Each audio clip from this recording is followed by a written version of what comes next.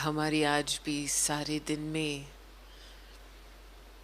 इस टॉपिक पे काफ़ी रिवीजन हुई, बहुत अच्छी अच्छी बातें निकली हैं। तो पहले पहले जब भी हम अंतर्मुखता की अवस्था को परखना चाहते हैं तो प्रैक्टिकल रूप में क्या है, तो मुझे काफ़ी दादी जी की बातें आज याद आई। जब भी हम छोटे छोटे ग्रुप में दादी जी के साथ चिट चैट करते थे तो दादी जी हमको बताती थी कि दादी का ध्यान 90% अंदर है और सिर्फ 10% बाहर है। हम सोच में पड़ जाते थे, ये कैसे हो सकता है।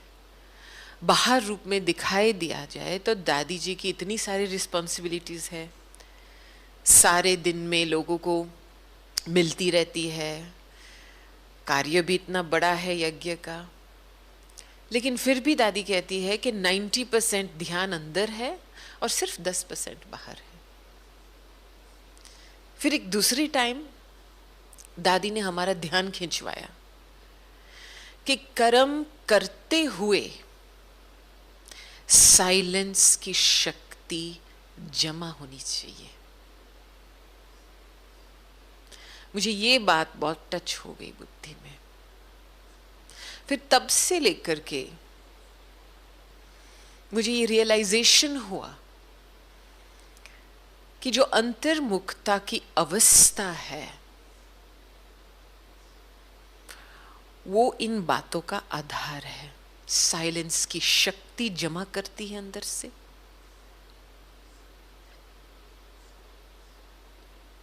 हमारा ध्यान अंदर रहता है, स्व के ऊपर स्वचिंतन रहता है, स्वदर्शन रहता है।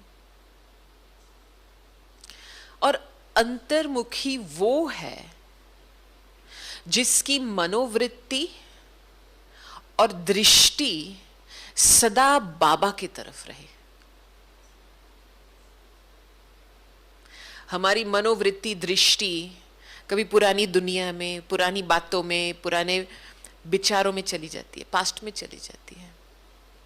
और इसमें मुझे दो कहानी याद आती है। हमने एक बारी दादी को हम वॉकिंग लेके जाते थे सुबह को, मुरली के बाद दादी जी वॉकिंग करते थे। तो उस समय मैंने दादी को पूछा कि दादी आप प्लीज मेरी कमजोरी मुझे बताइए। तो दादी थोड़ा साइलेंस में चली गई। फिर मुझे जवाब दिया, मैं क्यों तेरा काम करूं, तुम अपना काम करो। तो फिर मैं थोड़ा सोच में पड़ गई। तो मैंने फिर दोबारा प्रश्न पूछा दादी को कि दादी मैं अपनी कमजोरी को कैसे महसूस करूं। थोड़ा क्वेश्चन का रूप बदल दिया। तो फिर दादी ने बहुत ही अच्छा उत्तर दिया। कहती है साइलेंस में बैठ करके बाबा के साथ बैठो और देखो कौन सी ऐसी बातें अभी भी है जो आपको बाप से दूर रखती है, वो दुराई महसूस होती है संबंध में। कितना अच्छा जवाब दिया। ऐसे मुझे जवाब नहीं दिया कि आप देखो लोग आपके प्रति क्या बोलते हैं, आपके पुराना संस्कार स्वभाव देखो तो फिर आपको अपनी कमजोरी महसूस होंगी। नहीं, पूरी दृष्टि बाबा के तरफ। मुझे बाप को देखना है, फिर अपने आप को देखना है। फिर दूसरी एक कहानी याद आई अभी योग के समय। सेवा के फील्ड में काफी ऐसी बातें होती है, स्वभाव का टक्कर होता है, डिफरेंसेस होते हैं, छोटी मोटी बातें होती रहती है। तो एक दफा हम एक बहुत बड़ा प्रोजेक्ट में इन्वॉल्व थे। तो हमको एक ईमेल मिला था और इस ईमेल में बहुत सारी ऐसी बातें निकली थी जो मेरे व्यवहार में जो बातें ठीक नहीं थी, वो बातें सभी लिखी थी इस व्यक्ति ने कि आपने ऐसे बोला, ऐसे नहीं बोलना चाहिए, आपने ऐसे व्यवहार किया, ऐसे नहीं करना चाहिए। पूरा सारा आधा पेज का बहुत डिटेल में ईमेल था। मैंने जब वो ईमेल पढ़ा तो मैंने सोचा मैं इसका जवाब कैसे दूं। मैं क्या पॉइंट बाय पॉइंट जवाब दे दूं इसका? मैं जस्टिफाई करूं अपने आप को? तो मैंने वो ईमेल का प्रिंट आउट निकाल के फिर मेरे संकल्प में आया कि दादी को दिखाओ। जब भी कोई आपकी गिलानी करता है तो हिम्मत चाहिए किसी को दिखाने के लिए। फिर भी वो संकल्प बहुत स्ट्रांग था कि दादी को दिखाओ। तो मैंने ईमेल प्रिंट आउट करके मैं दादी के पास गई।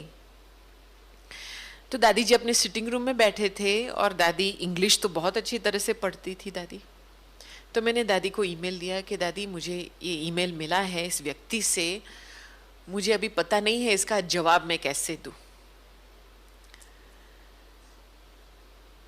फिर मैं नीचे बैठ गई और जैसे दादी पढ़ती रही मैंने अपने आप को थोड़ा अंदर से मजबूत किया। मैंने सोचा दादी की अभी कुछ शिक्षा मिलेंगी, राय मिलेंगी, अपने आप को थोड़ा मजबूत, करेक्शन भी मिलेंगी, तो मजबूत बनाना पड़ेगा ना अपने आप को। तो थोड़े समय के बाद दादी ने जब ईमेल पढ़ा फिर मेरे तरफ देखा और मुझे बहुत ही सिंपल जवाब दिया कि देखो, आप ये सारी बातें आपकी मन में रखेंगे तो जो बाबा ने आपको दिया है वो उस आत्मा तक नहीं पहुंचेगा। तो ये बातें आप मन में नहीं रखो, भूल जाओ। मुझे 1 सेकंड में मुक्त कर दिया, चिंता से मुक्त कर दिया कि हमारा काम क्या है। निमित्त होकर के हमारी मनोवृत्ति बाबा के तरफ, भावनाएं बाबा के प्रति होनी चाहिए, ताकि वो जो भावनाएं बाबा हमारे में प्रकट करता है वो औरों को मिले। तो बीच में जो हम मन में बातें रखते हैं वो एक ब्लॉकेज बन जाती है। चलो आप में गुण बहुत है, अच्छाई बहुत है, लेकिन वो लोगों को महसूस नहीं होती है। जो बाबा ने दी हुई चीज है वो उनको महसूस नहीं होती है। तो प्रैक्टिकल रूप में अंतर्मुखी बनना माना क्या? दादी जी की मनोवृत्ति और दृष्टि सदा 2 चीजों के प्रति रहती थी, एक बाबा के तरफ और दूसरा एक विश्व की आत्माओं की तरफ।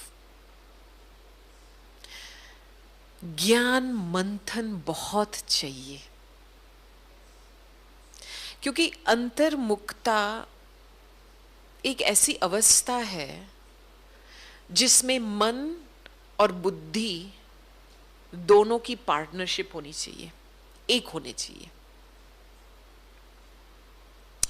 देखो, बाहर मुक्ता का आधार क्या है? 2 बातें हैं। एक है परदर्शन, दूसरा है परचिंतन। थोड़ा सा भी परदर्शन शुरू हुआ, परचिंतन शुरू हुआ, वो चैनल बाहर की तरफ शुरू हो गया। और समझो आपका बाहर की तरफ एक चैनल शुरू हुआ तो सुख दुख का लेन देन भी शुरू हो गया। और इसमें क्या होता है कि मन का भी रस बाहर लगता है, कोई व्यक्ति में, कोई वस्तु में, मैं कुछ ये खाऊं, ये कुछ करूं। और जब भी वो रस बाहर के तरफ बैठ जाता है ना, तभी अंतर्मुखी हो नहीं सकते हैं, क्योंकि रस बाहर का बैठा है। तो मैंने ये भी देखा है, नोट किया है कि जब तक ज्ञान का रस नहीं बैठता है तब तक योग का रस भी नहीं बैठेगा, क्योंकि योग का आधार ही है अंतर्मुक्ता की अवस्था।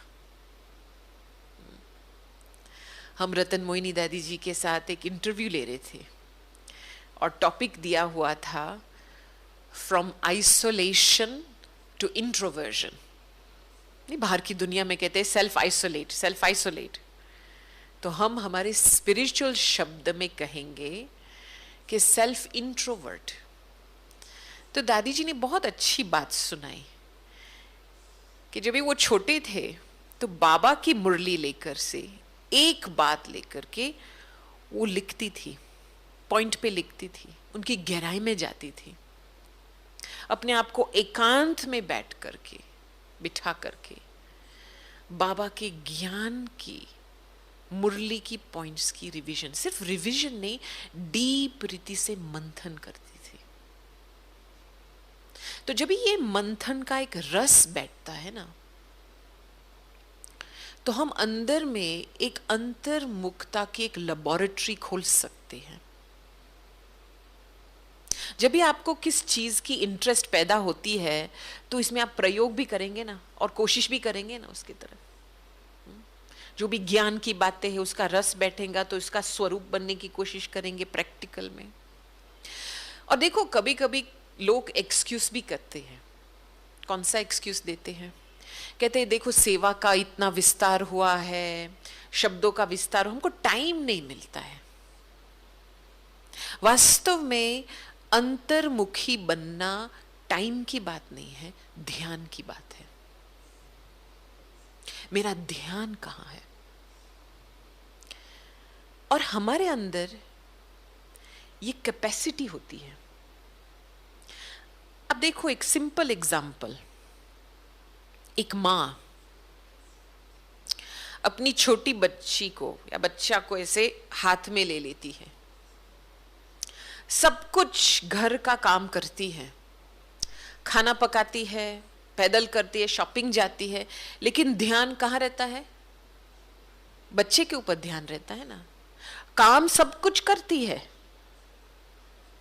लेकिन बच्चे के ऊपर ध्यान रहता है। एक आंख यहां पे और दूसरा काम पे। ऐसे थोड़ी होता है कि मां बस खाना पकाने में बिजी हो जाती है और बच्चे को गिरा देती है। अरे होता है ऐसे कभी? बस मैं भूल गई मेरे हाथ में बच्चा था। तो हमारे अंदर में ये बहुत एक सूक्ष्म कैपेसिटी है। ये आत्मा एक बेबी है। बेबी का ध्यान होना चाहिए सारे दिन में। कर्म करते हुए इस छोटी सी बेबी का ध्यान रखना चाहिए। ऐसे नहीं बेबी को गिरा दो और अपना काम में व्यस्त रह जाओ, इसमें ही फिर एक्सीडेंट होते हैं। तो ये ध्यान देने की कैपेसिटी को बढ़ानी है।